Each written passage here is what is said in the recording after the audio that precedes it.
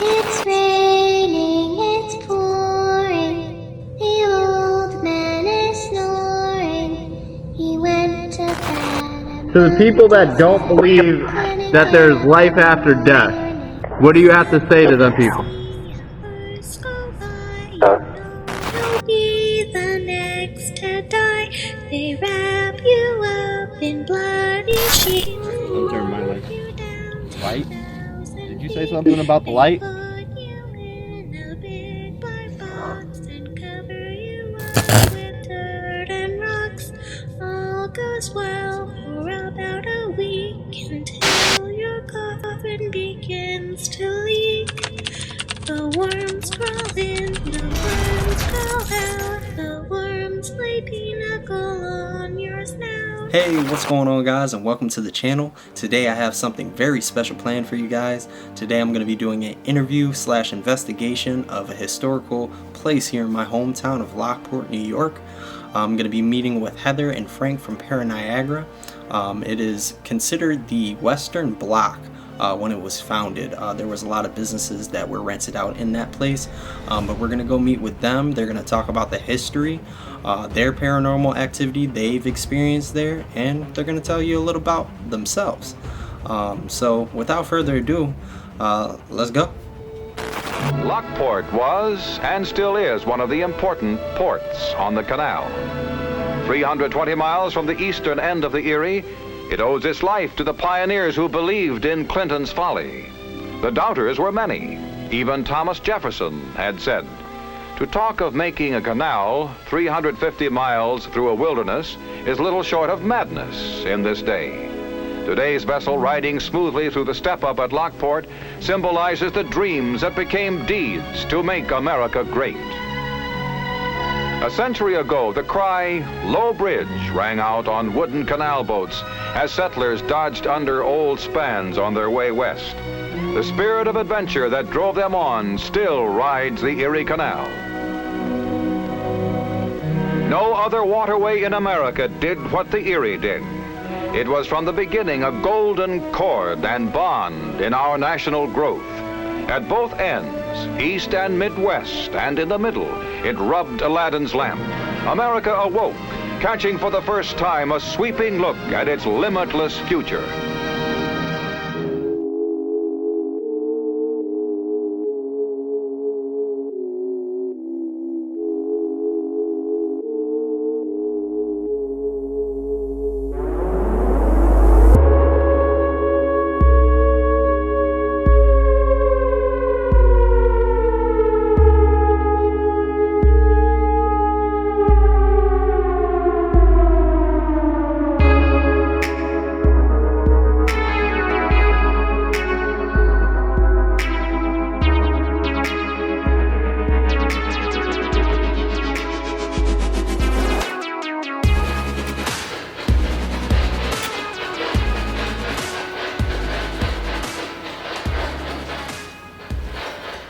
Alright, so I am Heather Grimmer, and we are now at the Western Block in Lockport.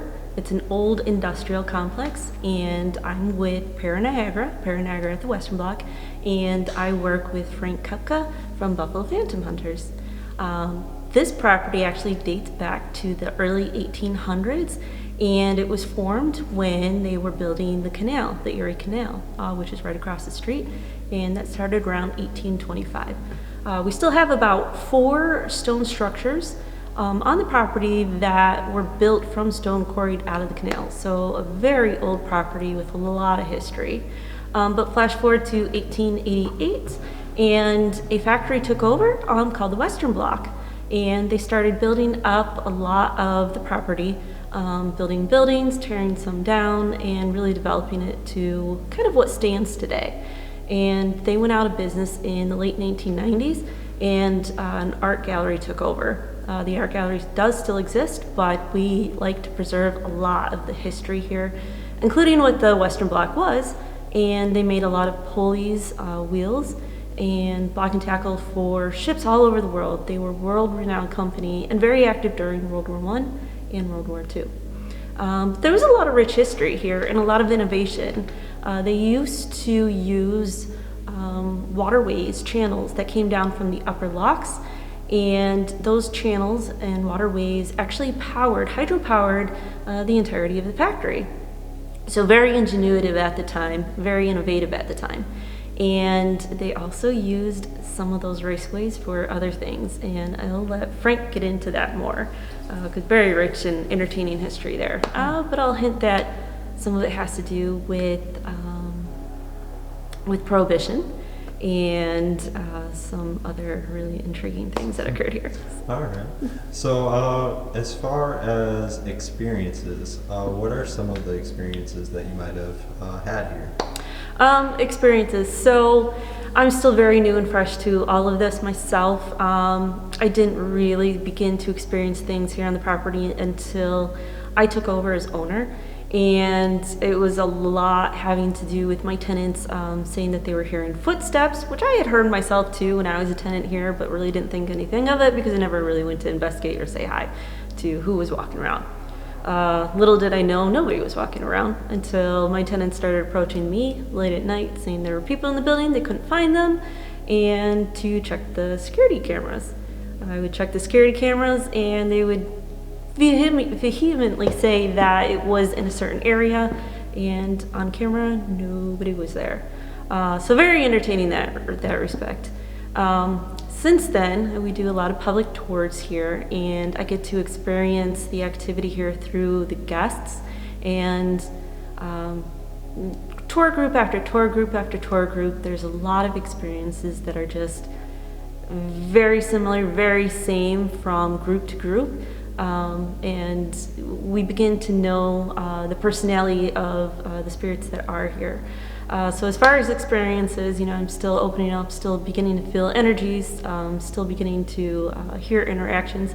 But on one occasion, I heard my maiden name come over a spirit box, and my maiden name is 4 syllables long, and it was quite crystal clear. And I had been calling out to the previous owner's sister by her maiden names. Which was Keenan Flagler, so also 4 syllables.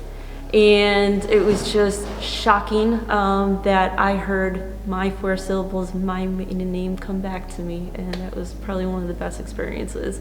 So yeah, a nice little piece of evidence, but there's a lot of things. We've had like flashlights thrown off shelves here. We've had doors close, and of course, the footsteps still permeate, and a lot of our current tenants, our artists, see shadows walking around, so a lot of intriguing things. That's interesting. All right, so I do have a question for you. Your first, I guess, either paranormal experience that you might have had, not necessarily here, but just in general, or what got you into the paranormal? What got me into the paranormal? Okay, so when I was a kid, I did have experiences.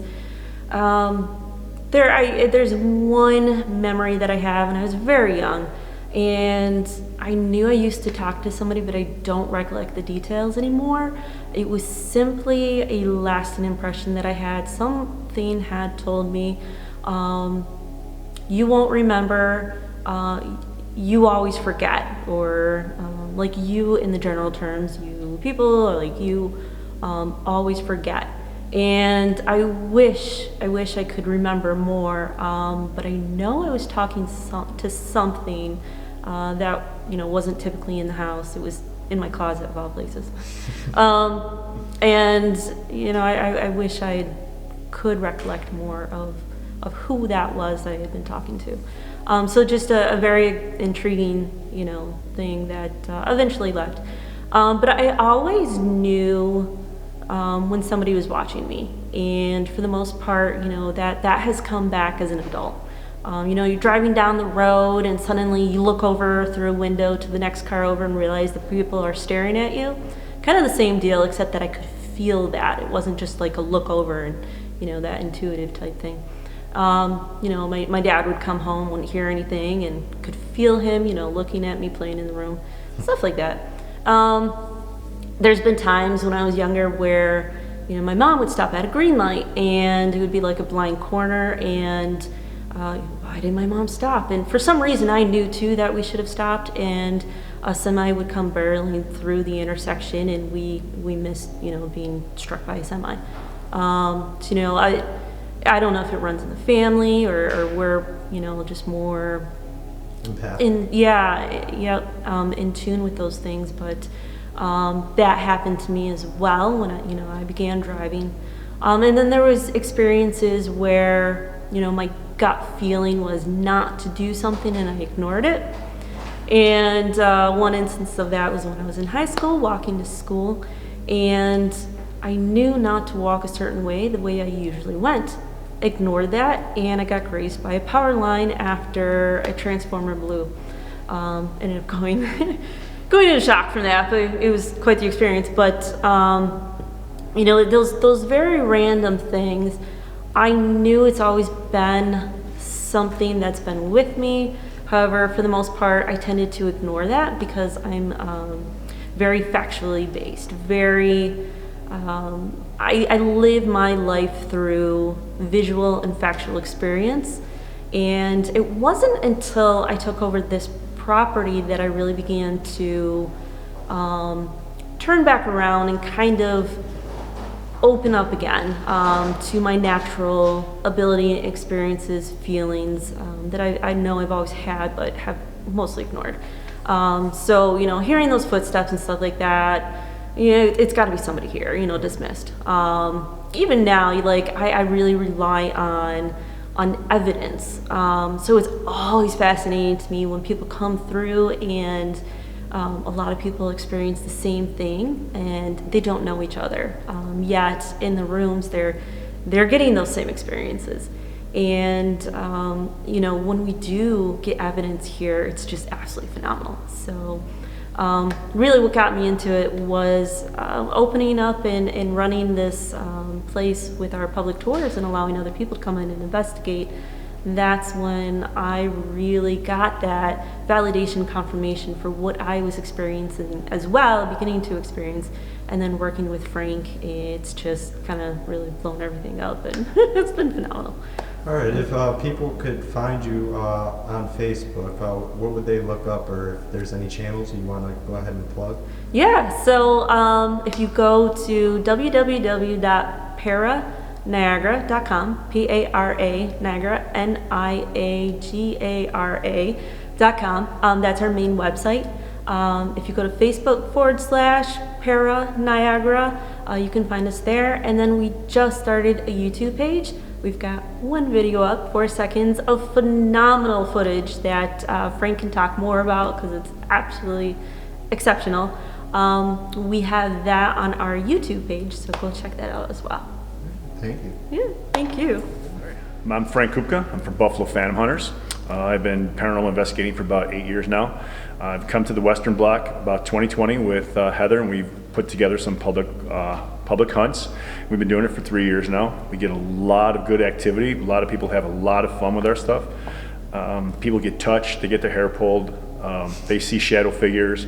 We've had guests just in this past October send us 4 or 5 different types of pictures where you can see like black shadows or figures and that types of things. So it's pretty active. It's a really cool place. It's connected to the Prohibition era, and the mob and that kind of stuff. There's raceways that run through portions of the city that they used for different types of things. In this building particularly, sometimes they use it for hydropower. They would use it to run liquor in and out to catch it, so you wouldn't get caught. And then the mob used to also use it to eliminate their people. So they would take somebody off the count and put them in the raceway, and it would end up in 18 Mile Creek, and no to be none the wiser. I joke around in our tours and tell people that's where the swimming with the fish came from. So it's been used for a lot of different things. It's a great location. We encourage anybody to come out and talk to us and hang out and have fun with us. Some of the experiences that you might have had here, whether I guess something good, or I guess your most weirdest experience here? Okay. Personal experiences I had was the very first month that we did this in 2020, of October of 2020. We were up in the second floor classroom. We had brought a tour up, and they were discussing the EMF and how EMF works with the electric panel. You can use it for that and that kind of stuff. As I turned and looked through the doorway into the classroom, I saw a shadow figure going across the wall. Now it's about 9 p.m. It was just dark enough, and the light coming from the street light cast a perfect amount of light for the shadow to come through. And when it did, it looked like a woman in a Victoria thing, or we say like she had a bustle on, like a dress kind of thing. And it was, and I saw that, and I originally thought it was Heather coming up one of the back staircases. So I waited, and the classroom's not really big, maybe 15 feet. And when I didn't see her physically coming through, I went inside and looked, and you could feel some of the energy. I went up into the alcove, she wasn't there. I walked out of the room, and I heard a noise on one of the doors, so I thought, being new to the facility itself actually at that point in time, I wasn't really sure where everything was, so I thought the noise coming from that door was another stairwell that she may be coming up. So when I went and looked, it was an office. I was like, oh, that was pretty interesting. So when I turned around, she was coming up the stairs, and we had all come up like 5 minutes earlier. And I had asked her, I said, were you out in the back room or come up the any other stairs? And she's like, no, I just locked up and came up these stairs. Explained to her what I saw. I said, look, you need to check the cameras later on. And we kind of just, blew it off, so to speak. Got all done with our tours, packed up, went home. About 4 o'clock in the morning, I get up to get a drink, and lo and behold, I look on my phone, and there's the clip of the woman. There's a 4-second clip of the woman that was caught on the security camera. I think I woke the whole house up, because it's not something that you get all the time. I mean, you get that personal experience of seeing something, whether it's a shadow, whether you hear a voice, whether you hear this or that, but you don't always get that confirmation of, look, it's been caught on camera. Just like the show Paranormal Caught on Camera. I felt like this is fantastic, this is great, because not only did I see this with my own 2 eyes in real time, it was actually caught on the video camera, and we were ecstatic, and we have that on our video clips and things like that. And again, this past October was really active for some reason. I mean, it's always active, but it just seemed a lot more active. We opened up a few places, and it seemed like we stirred up some more stuff too, which was nice. And we've had some people come through, and some different, different people come through who have also stirred up some things as well. So it's been really, really cool. We've got a lot of pictures, and now we can put video montages together and things like that on the YouTube page that Heather had mentioned earlier. That shadow figures there, but we can put some other stuff there. We do have a live camera that we're going to be starting to use to put teaser pics up and things like that too. So it's going to be an interesting year coming up. We're looking forward to it. We start again February 18th. Those are our public hunts, and they run once a month through May. So you can find that stuff at Paraniagara.com and at Buffalo Phantom Hunters on Facebook. All that information will be there. All right, now what is, I guess, the first paranormal experience that you might have had, or I guess what really got you into the paranormal field? Well, the very first paranormal experience I've ever had, and I don't even really want to know if I want to call it paranormal at that point in time, because I was in like 8th grade, and it was around this time of the year, January. We would all go to the park and go ice skating. So we went and instead of going home, I spent the night at my friend's house. And he was like, if you hear this or hear that in the middle of the night, don't worry about it. It's just ghosts or whatever. And I'm like, yeah, right, dude, whatever. So I get up in the middle of the night, run to the bathroom, I come back, and as I'm walking back, it's a small area, as I'm walking back to the bedroom, I hear all like kind of dishes crashing and breaking, and I'm like, what the hell? So I get in the room, and I'm like, what is going on downstairs? He goes, just go to bed, don't worry about it. I'm like, seriously? He's like, yeah, just that's what I told you. And as I closed the door, you could hear footsteps coming up the stairs, boom, boom, one at a time. And I'm like, what is, he goes, every single night, don't worry about it. I'm like, all right. So we get up in the morning, go downstairs, all the dishes are in the cabinets, nothing's open, everything is, I'm like, you gotta be kidding me right now. He's like, no, we have that every single night. So that was really my first encounter with something of this nature. Mm-hmm. I didn't think anything of it. Like I said, I was 12, 13 years old. It's just something that was really actually kind of cool for the most part. So, but then when I got to be in my 20s and I took my job in corrections, I worked at Sing Sing. And there were a lot of weird things that happened. And now, prisons have a lot of energy, no matter which one you're in. So it was just kind of weird. I'm like, what did I just see? I thought I saw a shadow go by or this. And you just kind of blow it off because you're really not open to that kind of stuff. Yeah. So I went down and I would sit in the old death house at night, 9:30, 10 o'clock when everybody was locked in. And there's no lights on, and all you saw was the red light from the exit sign. And with that red light from the exit sign, you could see, and then you start to hear things. And everything was really good, but then all of a sudden, I knew it was time to leave because the smell just got atrocious.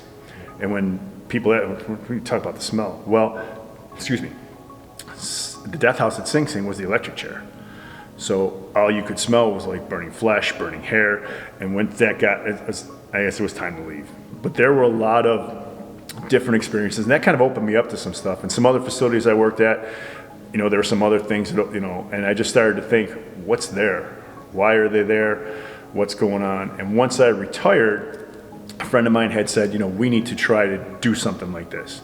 And I was like, okay, sure. But the more we got into it, the more we did things. We caught this, we caught that. We started out small, apps and all that other fun stuff that everybody uses. And then we went to public stuff. And then one day I looked at him and I said, look, if we're going to really do this, we need to do this without all these people around if we want to find information and find stuff. And for me, it just evolved from there. I love the history of the places that we go to. This place is phenomenal. Other places we go to, all the history. I like to read on the history and stuff like that so you can ask appropriate questions and get into that kind of stuff. And then it all kind of snowballs. Do you get an answer here? Do you get an answer there? We were at a location over the weekend where everybody thought the woman was an angry type, foreigner. Well, come to find out, she was actually, at least through the questions that we were asking and the responses we were getting from our equipment and things like that, we surmised that she actually was pretending to be somebody else so she wouldn't get in trouble, which came off really cool because a lot of people the people that were there, with us had never gone through that line of questioning. And when we hit that line of questioning, we were getting a lot of responses and a lot of stuff like that. So it was pretty cool, a lot of acknowledgement, that kind of stuff. So it's nice to tie history into paranormal, and they all kind of tie in together. All right.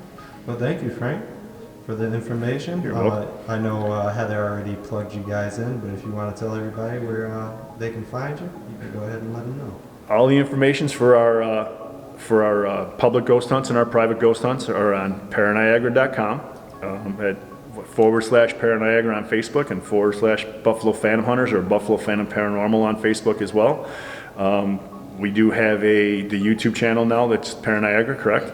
So the Paraniagara YouTube channel. So Paraniagara Buffalo Phantom Hunters, you can go to either page. We're both the same entity. We're both the same thing. We work together. And you can find all the information you need there. And anytime you ask questions or anything, shoot us a message. All right. Thank you, Frank. All right. Thank you.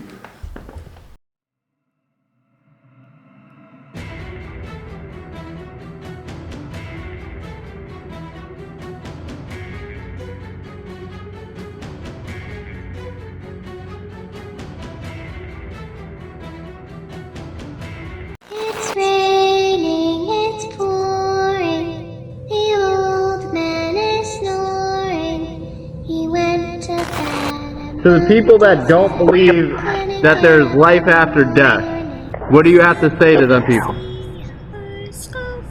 You'll be the next to die. They wrap you up in bloody sheets. Don't turn my light. Light? Did you say something about the light? Put you in a big black box and cover you up with dirt and rocks. All goes well for about a week until your coffin begins to leak. The worms crawl in, the worms crawl out, the worms lay pinnacle on your snap.